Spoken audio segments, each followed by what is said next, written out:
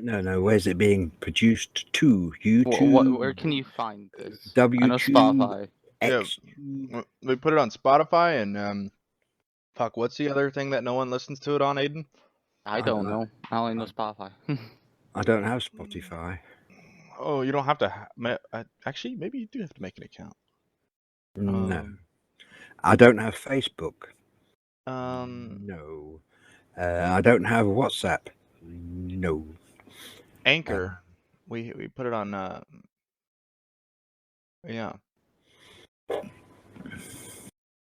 What else don't you have, Compo? You know, do you have a Tinder? I don't have hair. Oh, okay. When did that fall out? Oh, many years ago. Okay. All right. I'm just really hoping, you know, they say it goes on your like mother's No. like father's side, but Yes. my mother's father passed away when she was like 5, way before I was born. So you know, I'm just rolling in the dark. I don't know if I'm gonna lose my hair any day. My dad lost his hair when he was 23. I'm 23 now, so you know, I'm still doing good. Well, you never know. It's a lot of it is down to what you have on your head. If you're a worker of some description that requires some sort of headgear, that doesn't help with your keeping your hair.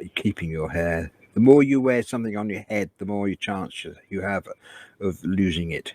Yeah, Your you know, hair, that's what I that is. was. I was thinking that too, and that's the main reason I got out of the Marine Corps is because I didn't want to lose my hair. You know, and even when I was in, I never wore my helmet because I was like, you know, if they're gonna get me, they're gonna get me. And what's a helmet gonna do? You know? Well, that's right. You want me Exactly. dead, I'll be dead. Exactly. At least I'm gonna die with a full head of hair. You know? Yeah. Well, I had 20 odd years in the military, and I think that's when I lost or most of my hair. Yeah, due to wearing a beret or a helmet or whatever, or a tank helmet. Oh, is that what you were in What the? the fuck are these two names I've just written down? I've no idea. Is that what you were? What's the British? First Royal Tank Regiment was where I ended up, or where I started rather. That's where I started, but I ended up in the Royal Electrical Mechanical Engineers. Nice. Due to an accident involving a broken leg. Yeah, that'll do.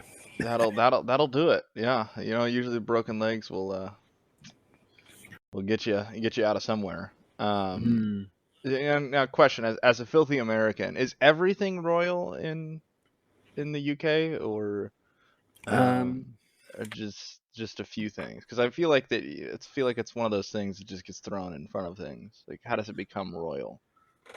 It's normally due to a Queen's proclamation of something that's formed, and a royalty is normally what they call a commander-in-chief. A bit like your president is your commander-in-chief of all your army, air force, navy.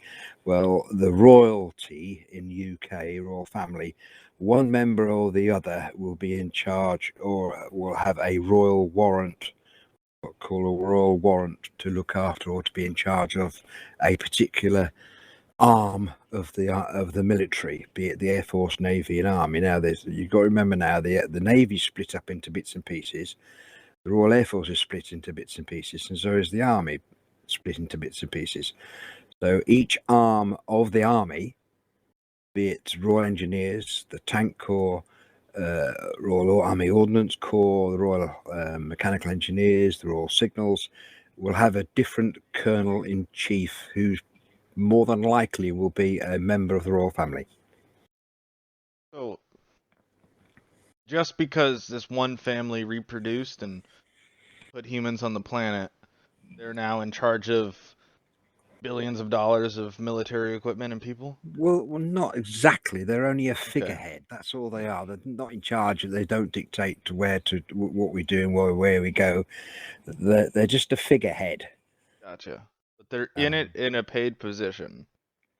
No, they're not really in a paid position. Okay, they just have enough money because they're the royal family. No. Don't look at it like that. Oh, it's hard to explain without delving into the British history, but it goes way back to the days of Wellington and other people like that, when they commanded big armies back in the old days, and it sort of followed through over the years to present day that one or other of the royal family, although they don't command, they are just a figurehead. They are like a role, a head. I don't know, just a head of, but they don't really do anything. They're just figureheads. That's all. Gotcha. And do they have to start off in like a lower No, position, or no, no, they just no. Most of them are.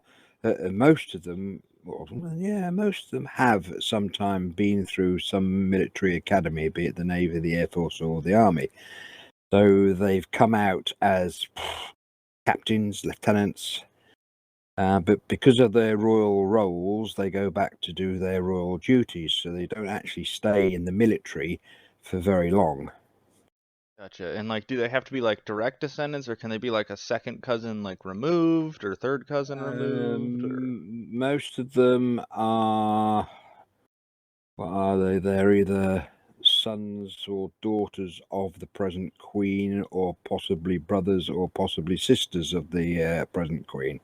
Gotcha. So if you're in the royal family, you got a lot of like presidents to make sure you're out there reproducing. You gotta fill these spots, right? You gotta get to town.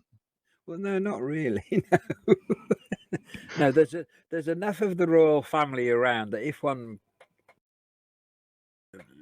loses its mortal coil, someone else will take the position. I guess. Like, what if they all just banded together and be like, you know what? I'm not gonna have kids. You know, I mean, what if they did hell, I that? think Elizabeth has outlived a few of her children. Oh, definitely. I'm convinced you guys know something over there to keep her alive that you're not telling the rest of the world. Like, you found the cure to life, and Her and Betty White were in correspondence with each other. Let's put it Their this fountain way. of youth. You've got a lot of things in America that people want to go and see. Don't know why, but you have. oh, we have the tea in the bay. That's what we got. Yeah. In the United Kingdom, we don't have an awful lot. You can go anywhere in the world and have a look at a castle. You can go anywhere in the world and look at a canal. You can go anywhere in the world and look at mountains and valleys and rivers and seasides. But the main thing the United Kingdom has going for it is its royal family and the protocols and the commemorative things that the royal family does, i.e. the changing of the guard, the Queen's birthday parades, and all sorts of stuff like that, which are once again centuries old. They go back to a long time ago. They have Westminster Abbey for big things like funerals, marriages, and God knows what else. And so it brings in the tourists. Without the royal family, and what it does, well, not really what it does, but what the military does for and towards the royal family, i.e. the parades. Some of the parades are very, very spectacular. If you took that all away, I'm afraid the United Kingdom would its tourist thing, its tourist star would go from 5 to 1. Yep. That's a good chunk of their whole economy.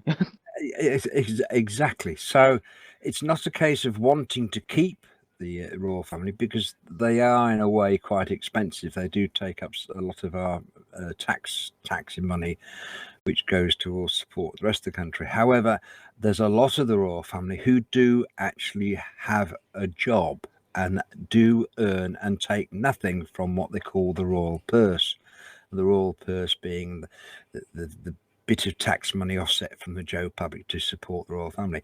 So there's a lot of the royal family who actually do have proper jobs and earn their own money without touching the royal purse. Gotcha. I mean, I get it. I'd want to go to The UK. I mean, the guards with the red coats and the big hats. I mean, that would be cool. Can't hear anybody.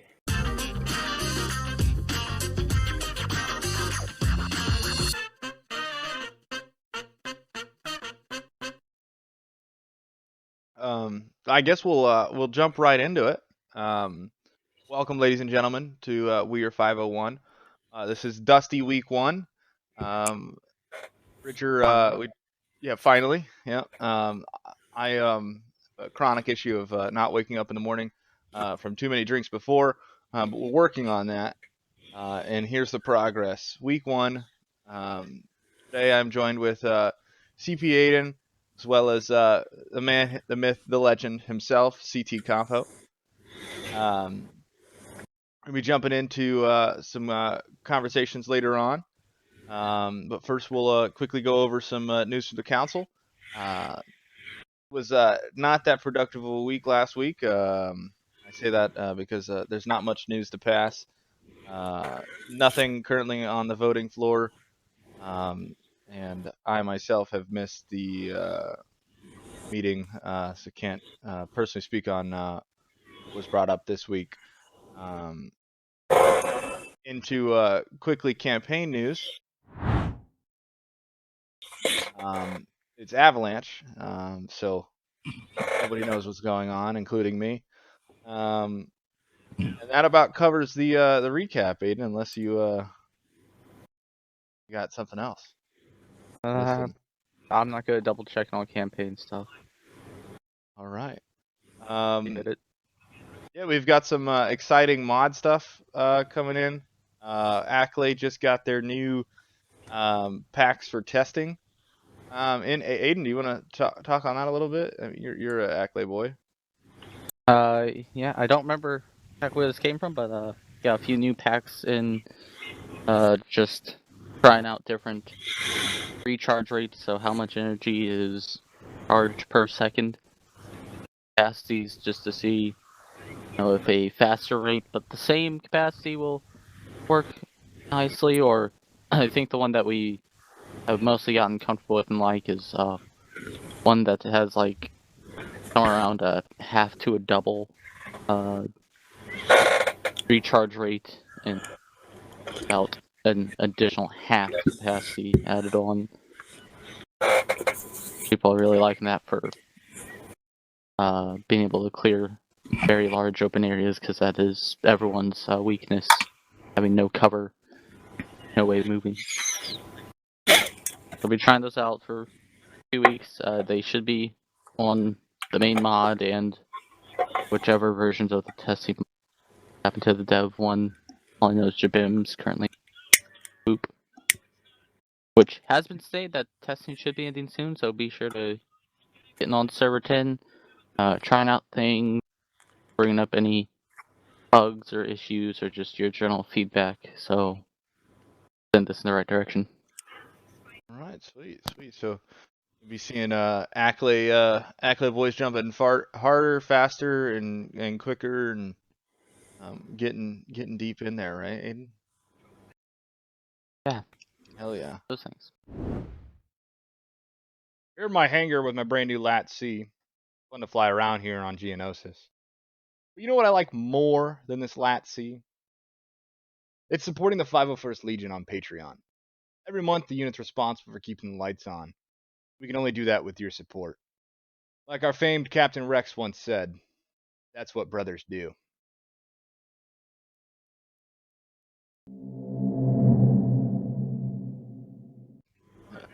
All right. Well, Mr. Compo, welcome. Thank you for coming out today. Hello, gentlemen, and hello to everybody else out there. So I guess first Minot guest.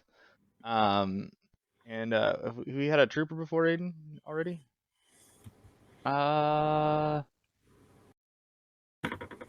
don't quite think so. All right. So to my knowledge today, a lot of first Compo, really breaking barriers. Congratulations. I see you. And if my info is correct, you joined the unit in December 2018. Roughly around about there, yes. Yeah, yeah. So talk me to what kind of got you got your eyes on the unit and what got you here. Well, I suppose I've always been into computer games ever since I retired from the military, and I've always liked tank warfare games. And I got a bit miffed and fed up with what I was playing, and then I happened to be perusing through YouTube one day, and I happened to see a small video from one of the then ops from 501st, and I thought, this looks cool. What's it all about? So I then inquired, and I joined. And one of the reasons I suppose I joined is because I'm afraid at my age, I am actually 67 years old. I'm an old bugger, a boomer, whatever you want to call it. But my social span, I suppose, is a bit depleted because there's other people around my age who've passed on, and others have moved away from the area. So, and the other thing is, it does get a bit tiring and fatiguing in traveling. So I try not to. Well, I do travel a bit, and I do keep in touch with those that are relatively close. However, the prospect of me sitting watching a stupid square box every night and watching silly people do things on silly television, I got a bit miffed off with that. So I decided, and I thought, well, I'll join the 501st to see what it's about and see how it goes.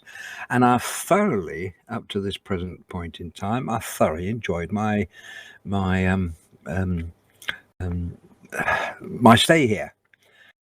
I joined, I went through all the basic training bits and pieces, passed all that, and then they decided they were going to make a new small unit, a mechanized, basically tanking unit.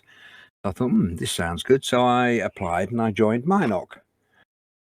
And since then, well, I've learnt, well, I wouldn't say I've learnt, but I've relearnt skills that I had some 20, 30-odd years ago when I left the military. Tanking and driving vehicles again, and operating artillery pieces and mortars and other bits and pieces. So, and the comradeship in the unit is very good. We're a big friendly bunch. We're big, not really big, but we're a very friendly bunch.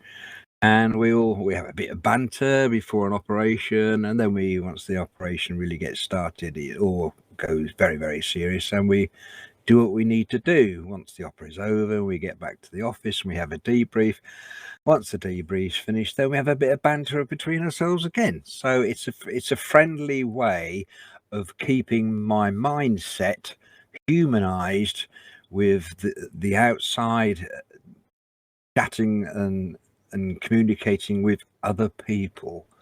And that's one of the things I looked for when I joined the game, was meet, well, not physically face to face, but to have the opportunity of meeting other people from around the world, because the 501st Star Wars Sims is and takes in people from all over the world, north, south, east to west, and the languages are all different, the dialects are different, and everything else. And I've been enjoying the experience. That's awesome. That's awesome to hear. So you've been in Minoc since the beginning, like right when it opened, right? And it's kind of under Klein and through everyone else since then, right? Yes, I think I'm the last existing original member. I'm not sure if there's one other. I'm pretty sure I'm the last original member that helped join when I joined it and helped to get it off the ground. That's awesome. Before that, where were you in the unit? I was with I suppose it's Cyclone now, is it? Yeah. Which would be the reservists. Oh, yeah. So Zeta, you were in Zeta? Yeah, Zeta. Yes, that's right. Yeah. All right. So you joined, you went through your basic training, and then made your way into Zeta. When you joined the unit right away, did you know this is something that you wanted to stick with, or was it kind of a slow process trying to get to know people and kind of There, get involved? there was probably about a month to wait before I got into Zeta. And I was enjoying myself in Zeta, there's no problem. And then the Minoc thing turned up, and I put my name forward. And I suppose about a month later again, I was accepted into Minoc. Awesome. You've seen a lot of mod changes and whatnot through especially Yes. through Minoc, a lot of different rebalances and whatnot. Yes. I think I remember when I first saw Minoc start up, I was your guys' temporary adjutant for a bit. We pretty much only had the Bantha in orders. And we were using the Blue 4 main MBT, main battle tank. Yeah. How have you adjusted through going through relearning all these things and constant adjustments? How have you been taking that and moving through it? I personally found it quite easy. When I first joined the British military, I went into tanks, and I was a tank driver. And then I had my injury, which took me out of the tank corps, and I still wanted to stay in the military, so I changed cat badge and became Royal Electrical Mechanical Engineers, which are the repair and recovery of military vehicles, and that is everything from a bicycle up to a tank. Okay, so everything. You guys have bicycles in? Well, we were able to repair anything from a bicycle. Gotcha. Okay, I didn't know if you guys had like some bicycle division that rode into combat on bicycles. There used to be a bicycle on the camp where the postie would run around and deliver mail. It saved him walking around about 5 miles around a military camp to deliver. But no, everything between a bicycle and a tank, which includes generators, raw signal generators, plant equipment, diggers, back actors, road planers, engineering stuff they use to make roads and buildings and stuff like that, to ordinary trucks, from the Land Rover Jeep type thing right up to the big 8-wheelers or the big 16-wheelers, and then from tanks, anything from a tracked bulldozer up to a main battle tank. So my job entailed not only just repairing the bloody things, but we had to make sure that they worked properly. So that meant driving them. So I got my track license. So I'm a fully qualified track license holder, so I can drive any tracked vehicle around. And that was very enjoyable. So to go into Minoc and see that, okay, we've got this thing we call a Bantha, which is a 10-wheeled lump, to I can't remember what they called the tank now, but to the main battle tank. There was very little there was a lot of similarity in how they worked. You drove it forward, you turned to the right, you turned to the left, or you went backwards, or you stopped, depending which way you wanted to go at the time. So the changeover from Banthas to the Sabres to the ATTEs and everything else we now have, I found relatively easy.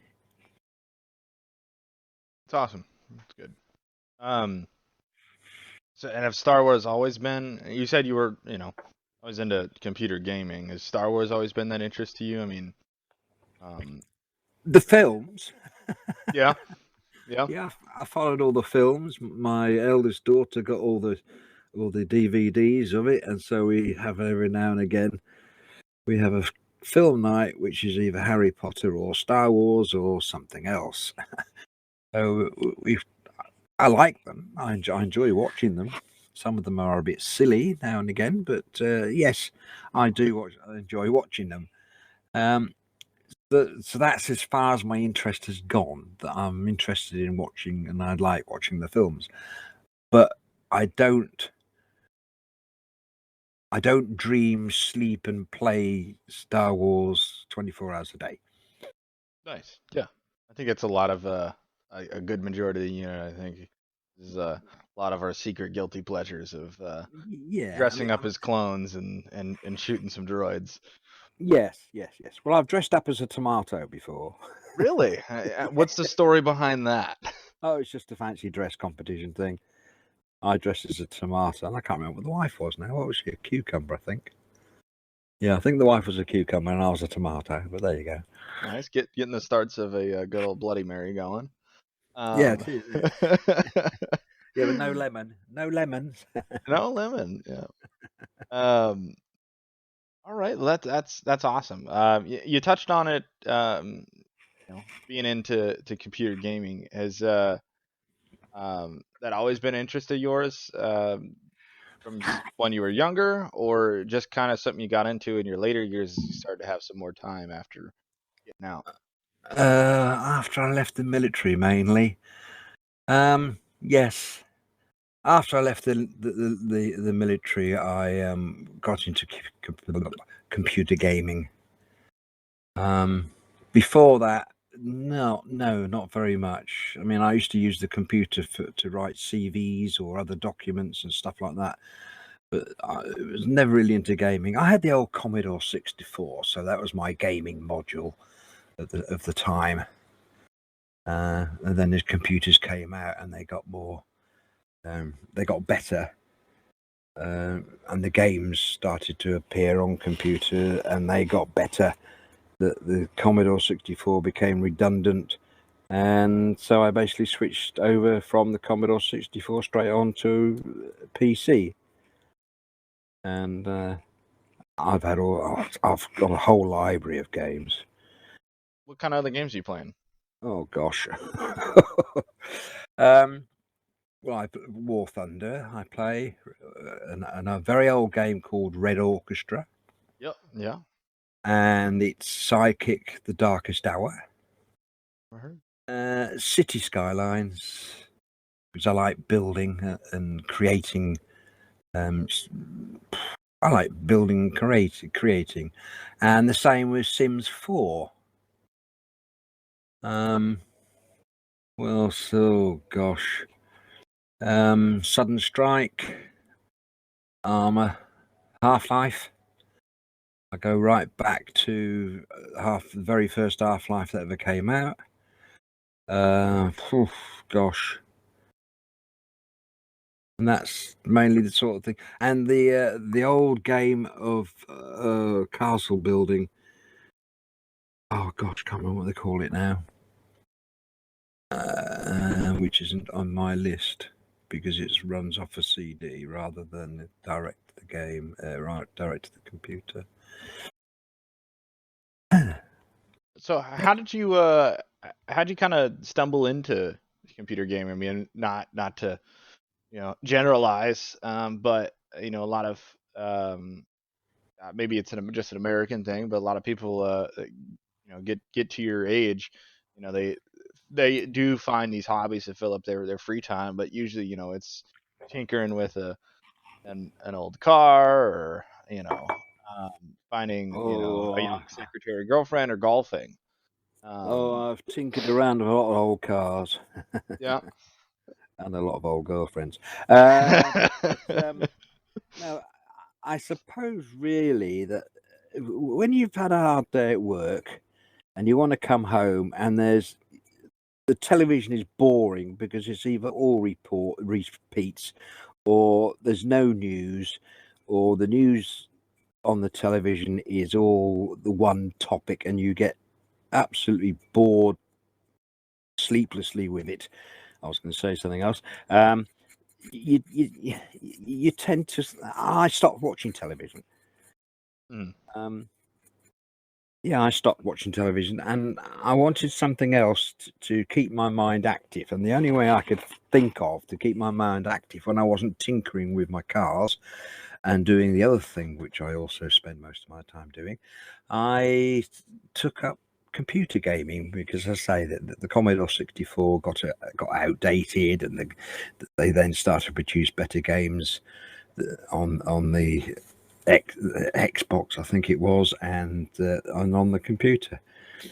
So that's how I suppose I came onto computer gaming, because it kept my mind active. It meant I had to think, and my fingers, my physical dexterity of my fingers. I had to operate my fingers, on certain keys to do certain things, and I had to think about, if I do that, well, what will happen and stuff like that. So it kept my mind going, and it also kept physically my hands from getting arthritis and freezing up. So that's one of the reasons why I've gone into computer gaming. It's awesome. It's good to keep on finding hobbies and moving forward. Have you found, and I get, geez, I'm just gonna sound like I hate old people, not old people, older people here. These just generalizing. Here I go. But you said 67. Is that what you said earlier? Yeah, I'll be 68 this year. 68. Yeah. Just right around. My parents are both young, and my grandparents are both right around my grandparents' age. I can't teach her how to use a cell phone. Now then, surprisingly, my daughter got me one for Christmas, and I still can't use it. So you can't figure out a phone, but you can somehow get the mod list working before operations. Yeah, That's a Half my feat right friends there. squad even do that. I can't. I see all the mod updates and what happening on the server side Yeah. of things, and I still can't figure it out some weeks. My daughter gave me this phone, so there you go, Dad. It's all set up now. And the next day it rang, and I didn't have a clue, because she showed me everything else, but she hadn't showed me how to answer a call. So I'm holding this phone and I'm prodding it and I'm poking it and hitting it with my fingers, and nothing was happening. And I was getting really, really annoyed and frustrated. I nearly threw the thing out into the garden. So the next time the daughter came down, said, "Well, thank you very much for the new phone and setting it all up. But how the hell do you answer a call?" I said, "Oh, sorry, Dad. It's easy. You just go like that. You just swipe across the green thingy and you start speaking." I said, "Why the hell didn't you tell me in the first place?" So I had this new flat thing that's horrendously big, rather than my old-fashioned Nokia. And now the reason I got a mobile phone was because it's a mobile phone. It doesn't do anything else apart from phone. Okay, it's a mobile phone. It's not a walking around the countryside holding it in front of your face computer thing. It's a mobile phone. So my daughters were a bit embarrassed, because when I go out and my phone rang, I'll get my little Nokia out of my pocket and start talking to it. And, oh my God, that's embarrassing because it's so old. I said, "Well, sort me something out that I can work and use." And I still can't master it. But as you say, I can do programs. I can do mod lists. I do all sorts of things on the computer. I put documents, 70-page documents together for my other hobby, which are important documents because they have to go to public, and if anything happens, the document has to go to a court of inquiry as proof that you covered that, whatever it is that went wrong. So I do all sorts of things like that, but I still haven't mastered this stupid mobile phone business. You got the computer stuff down, but when it comes to that tiny computer in your pocket, you get good luck. Yeah, exactly. I mean, it's 3 by 4 inches long. My Nokia was on 1.5 by 3 inches, so that's the difference. And I'm now stuck with this lump in my hand. What the hell do I do with it now?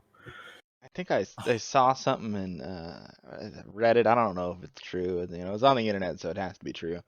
That like our phones and our pockets now are like twice as smart as the computer that got us to the moon. And that computer was like the size of a warehouse. Oh yes, oh yes. That's absolutely just insane Well, how much it's yeah, progressed. a very powerful desktop computer now, and I can't remember how much they are, but they're about.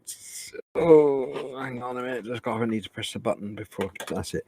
They're about 6 inches by 8 inches by about 2 inches thick. All right, so it's the size of, say, a normal family hardback book. Yeah. And you can plug your monitor and your mouse, your keyboard, and etc. So all the rest of the stuff, your webcam or whatever, and you have a computer the size of an ordinary household family book, and they're just as powerful. Absolutely insane. I know I got one of those mini form factors. It's not that small. It's probably about the size of a first generation Xbox, and that, a few years ago blew everyone away. How much, power you can put in these small things. Um, that, that's I um lost my train Well, of thought there. I used to build my own computer many years ago, and Yeah. then I got to the point one day when I'm checking on the price of motherboards or a processor or something, and it was such a thingy. I thought, okay, fine, but how much is it going to cost me for the memory and for the coolant fans, etc., etc., etc.? So I sat down and I spent half a day, I suppose it was, costing everything up. And I looked in and I thought, okay. And then I went on from the internet. I went and started looking at ready-built ones, and there was very little difference in the cost of buying a ready-built to your spec than building one yourself to your spec. There wasn't much difference at all in the cost. So ever since then, I've been buying my own. Yeah, I figured there's definitely some stigma. I felt it. People are like, "Oh, you didn't build your own computer." Like, it's not that much of a price difference, but for some people, it definitely is that act of just putting it together and building it and making it theirs. I guess if you're spending so much money on these things that they really want Yeah, it to be theirs and be a process of.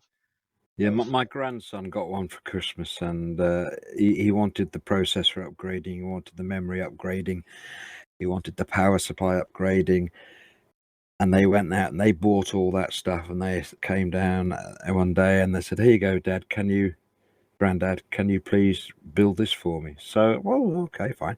So I sat at the desk with my grandson, and I showed him what to do. What goes where, what plugs into what, and what screws there, and what screws there, and everything else like that. And I showed him how to put it all together. So we ripped all the old stuff out, and we put in all this new stuff in to give it a good upgrade. And he was quite happy and quite pleased, and he's still playing on it now. So what I'm hearing is your grandkids joining the 501st. No, they're too busy doing other things. They're still at school. They're only kiddies. Oh, Well, one's 16 and one's 12. yeah. All right. So one of your kids are joining the 501st. One of my kids, no, one of No. my kids won't be. My Hey, grandchildren. I think Trying to drive our numbers up more. we got to make those recruitment numbers, Compo. We got to get out there. We got to Yes, I start know. putting some posters on the corners. Compo's well aware. Minoc needs bodies. Yeah, we do. We do. Well, we're not losing them. We just sort of stagnated now to a few bodies that are left. And it's a bit frustrating because you go to an operation or whatever, and to make up a full Minoc contingent, you have to use everybody else in Minoc because one section of Minoc isn't enough. Yeah, So we need people in Minoc. We'll accept anybody. out there making you guys, making little deals. Like, come on, we got cookies. Get here.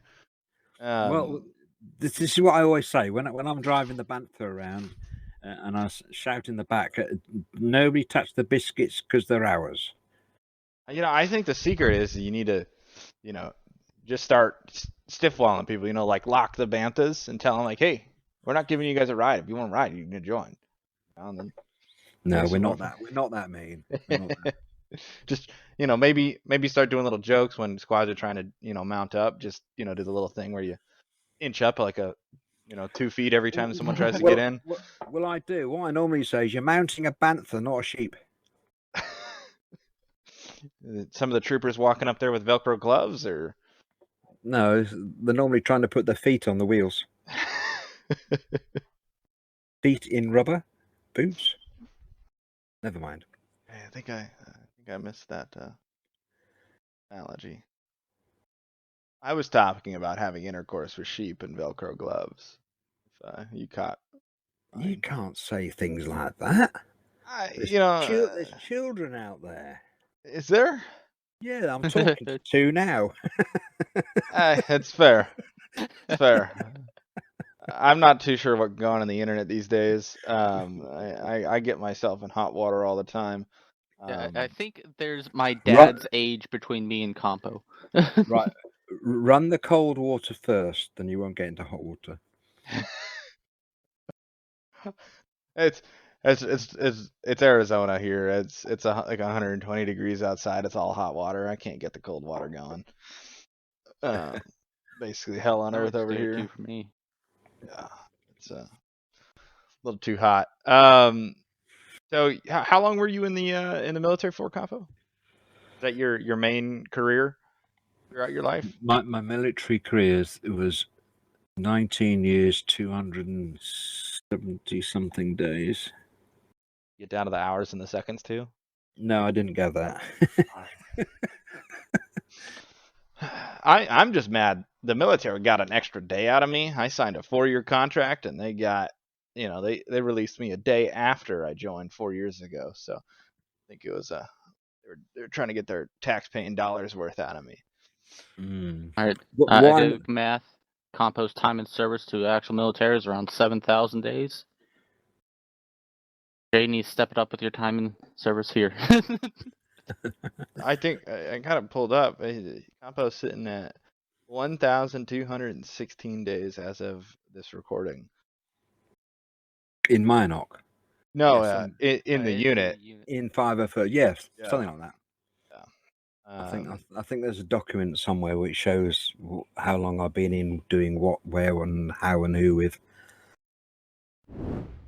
Have you ever been in the field, down in the dirt with your bros, mud running over the calves of your teammates, blood squirting from every orifice, just covering your face? You feel your brother's hot, warm liquids oozing down your hands. If you haven't experienced this, you haven't lived. Join the 501st Medical Detachment.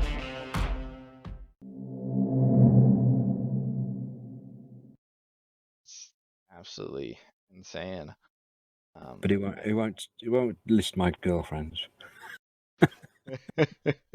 Hey, you got to cycle through it. You got to keep the blood flowing. Yeah, that's crazy. You've been through a good amount here in the unit. You've seen changes from SWAT top to bottom, everything. That's what do you think's been the most difficult thing in the unit that you had to overcome or cross? Oh gosh, making it on time. Yeah, what's the time difference like when are operations? What time is that? It is almost 6 o'clock evening now for me, and it is almost 1 o'clock for you guys. Oh, it's only 9:43 a.m. over here. 9:43. Yeah. Oh, you're Pacific. Yeah, I'm a West Coast guy. Yeah, so it's not. Yeah, I have. See, that's another thing I've done is I've got my clocks here, and I've got local time EST and PST. But Europe is they're an hour behind, I think, at the moment, because for some own reason we want to fiddle around with our clocks every year. We want to put them forward or we want to put them back. So it's crazy. But there you go. America just, and I think the rest of the world will probably follow here shortly, hopefully.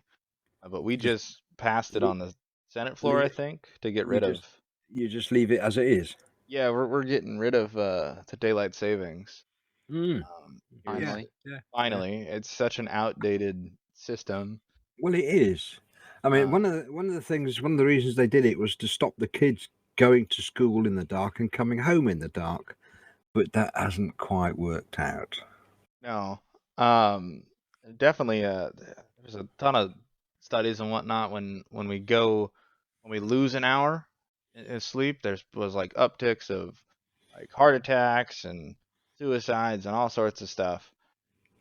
So hopefully, Is it really that bad? Oh, yeah. I mean, sleep is one of those more important things to our health. sleep? I wouldn't know. I don't know what it is, but What, sleep? I don't know what it is either. yeah, I think I got 3 hours last night. I think I'm running on 3 hours right now. You're lucky. I used to dream of having 3 hours. Oh, yeah. How do you dream of having 3 hours if you don't sleep? Point. During the 30 minutes he takes for his nap, that's when he's dreaming about 30 sleeping. minutes is just 3 long hours. enough to get into REM sleep.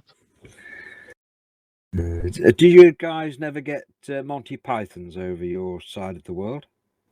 Like the movie? Movies? Monty Pythons did quite a few. Been a There is. while. I just know But that. I've watched Meaning of Life multiple times. Yeah. Well, one of them is have a look at Monty Python sketches. And I can't remember what it's called, but one of the sketches is that they're bragging about how lucky they were to live in a hole or a cardboard box. You're lucky. I used to live in a cardboard box. I'm even lucky. I used to sleep in Hole in Road. And it went on for quite some time, and it's just a parody of life, I suppose it is. Someone's always got it worse, right? Someone's Say always again? got it better. I said someone's always got it worse, and someone's always got it better. Exactly. Yeah. I think my go-to when someone asks me how I'm doing is better than some, a whole lot worse than others. Yeah, that's about true. Yeah. That is quite true. What else were you discussing, gentlemen? Hey, Aiden, you got any questions? Really? No, We've somehow covered a lot in a little bit of time. yeah, first one, so a little not that apprised of. I probably should come prepared with some good talking points. I got a few things. Yeah. Probably a few people, and myself included, have heard a little bit here and there about tardigrade. Most I know about is that it's looking on some changes and stuff to Inox. Anything you can talk about on anything upcoming or what you guys are wanting to do in the future? Minoc changes. Yeah, we want all our stuff fixed. We want our mortars fixed. We want our tanks fixed. We want our artillery pieces fixed. They keep changing them and fiddling around with them. And I mean, I had a perfect mortar pack, which worked fantastically on a training night. And then I went to an operation and we ran mortars and it didn't work. So I couldn't become a mortarman for that flipping operation, which was most annoying because 2 days before it had worked absolutely brilliantly and perfect. There's a lot of stuff which we ask and we wait patiently because that's all we can do. Because there's lots of things that need fixing. But Minoc itself are pretty frustrated in a way because 1 minute we've got such as Panther, and then we can't use it because it's broken, so we have to use the other one which isn't fixed either. And then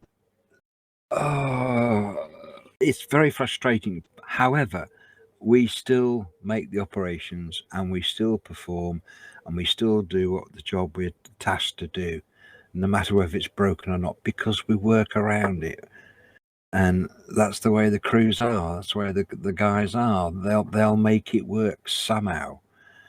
Even if we have to load the thing with crates of something to make sure we have the correct ammo or the correct gear. But in all honesty, I think personally there are too many mods for the Star Wars sim. Definitely gets pretty convoluted pretty quick. It's hard to pick and choose because we want this one small thing from one and one from another. I wish we could just rip things and put it all into one thing, but then we get in the whole licensing issues and the quick slippery slope that is definitely hard to manage. That's for sure. Well, we had a similar situation when I used to play. Oh heck, Real Panzer. Now, Real Panzer was a spin-off of Red Orchestra, and we had our own team, and we put it all together, and we took all the vehicles that were in Red Orchestra. We added new ones. We added stuff that wasn't in there, but we modded them all ourselves, and we kept the mod packs simple because they were simple mods to do. Now, when I say simple, I mean you take a tank, you have a turret, and you have the main hull. You separate the turret from the main hull, and you give the turret its own life history, its own things, i.e., it takes so much to disable or to destroy the turret. But by destroying that turret only, it does not affect the rest of the tank. Likewise, you can destroy or injure or incapacitate the chassis, the body of the tank, but the turret can still work. You understand what I'm saying? Yeah, like it's its own individual item, and that's right. Yeah. And we found that was easy to do. Now, but what we also did was that we made sure that when we separated the tank from the body, there was no conflict between the turret and the body, likewise the other way around. And for some unknown reason, the way it is in Star Wars Sim is that you modify something and it messes up something else. So then you have to fix that. But by fixing that, you've now made something else wrong as well. So when you go to fix that, you've put, and it seems to be a never-ending cycle that you fix something, but it breaks something else. And that's the situation we feel is happening, where yes, they're trying their best to do what they can to make sure all our gear works. It does work, but only to a certain point or a certain fashion. So I fully understand the mod crews. It's a lot of work. It's a lot of scripting work to do, and writing programs and stuff like this, and fiddling around with parameters of numbers and things like this, A, Bs and C, Ds, and X's, Y's, Z's, and all this. I understand that. However, it's got to be done in a sympathetic way to the rest of what that item is supposed to do. Yeah, it's definitely a challenge when we start getting all these. It is a challenge. Now, I understand about the copyright stuff as well, because the original makers of Red Orchestra turned around and said, "Oh, you can't do that because it's ours." And we said, "Hang on a minute, no, it isn't. You do not have those tanks in Red Orchestra. We've put them in ourselves." "Oh, well, you can't use those maps." "Well, okay, we can't use those maps, so we made our own maps." So we got around the copyright thing. And I believe Star Wars Sims basically does the same. They are aware of copyright infractions, and they work and do their best to avoid things like that, the infringements happening. And I appreciate that, and I think that's brilliant to the guys out there that do all the modding and putting together of stuff. They do a wonderful job. It's a very hard job, a very technical job, actually. A very technical job. From my understanding of our mods and everything, I think it was like in the past, it was more so we were inheriting either the 2/12 band model, this or that, or whatever.